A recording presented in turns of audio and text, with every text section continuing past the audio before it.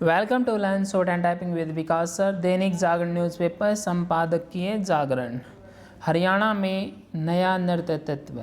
आप लोगों को न्यूज़ का पता ही चल गया होगा कि हरियाणा में हमारे मनोहर लाल खट्टर जी को सीएम के रूप से त्याग दिया है और उसका एक नायब सिंह सैनी को मुख्यमंत्री के रूप में अपनाया गया भाजपा यानी कि बीजेपी सरकार ने। उसी पे ही आपका आर्टिकल है, इसको आप ध्यान से सुनेंगे और इसको आप लिखेंगे और टाइप करेंगे।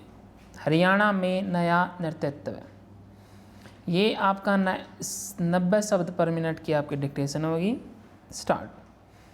हरियाणा में मनोहर लाल ने जिस तरह त्यागपत्र दिया और फिर नए मुख्यमंत्री के रूप में भाजपा के प्रदेश अध्यक्ष नायब सिंह सैनी ने उनकी जगह कमान संभाल ली, वह इसलिए अप्रत्याशित हैं क्योंकि यह सब आम चुनाव से ठीक पहले हुआ।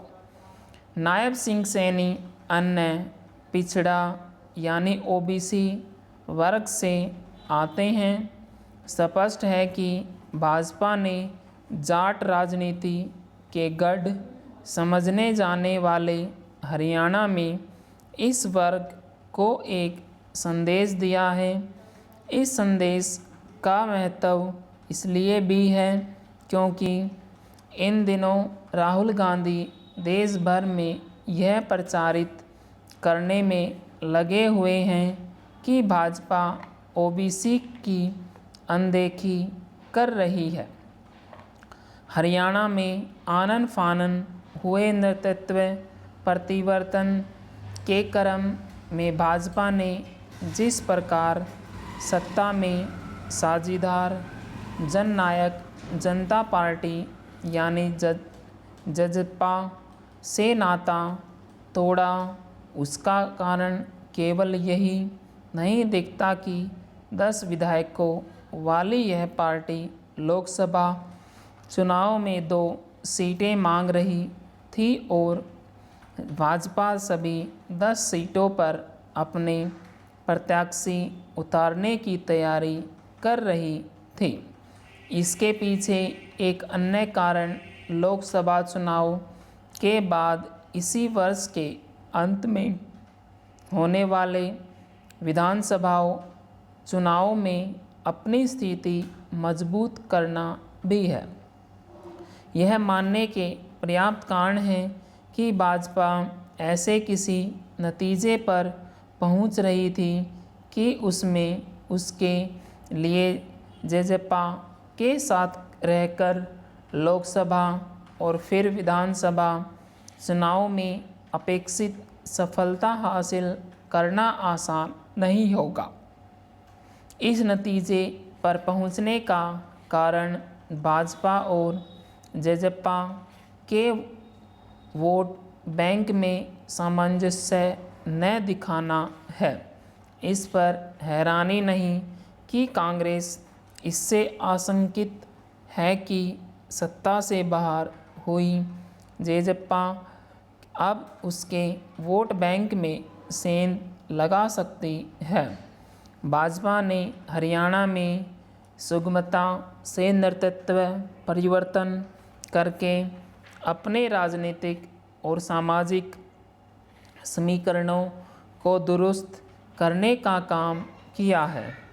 इसी के साथ उसने सत्ता विरोधी रुझान को भी दूर करने की कोशिश की है। वह ऐसा ही प्रयोग गुजरात, उत्तराखंड और त्रिपुरा में कर चुकी है। इन दिनों राज्यों में विधानसभा चुनाव के पहले मुख्यमंत्री बदलकर उसने राजनीतिक सफलता हासिल की थी। यदि उसने यही प्रयोग हिमाचल प्रदेश में किया होता तो शायद वहाँ भी उसे अनुकूल परिणाम प्राप्त होते। भाजपा ने कुछ ही घंटों के अंदर जिस तरह मनोहर लाल से त्यागपत्र लेकर नायब सिंह सैनी को मुख्यमंत्री पद की शपथ दिला दी। उससे यही पता चलता है कि इस अप्रत्याशित बदलाव की पटकथा पहले से तैयार थी और उससे जजपा पूरी तरह अनजान थी। भाजपा के इस राजनीतिक दांव से जेजेप्पा को दोहरा झटका लगा। वह सत्ता से तो बाहर हुई ही, उसके कई विधायक भाजपा के साथ खड़े हो गए।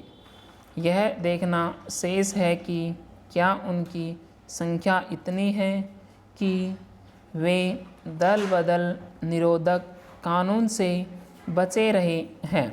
जो भी हो, चूँकि भाजपा को पर्याप्त संख्या में निर्दलीय विधायकों का समर्थन प्राप्त है, इसलिए उसे संख्याबल की चिंता करने की आवश्यकता नहीं है।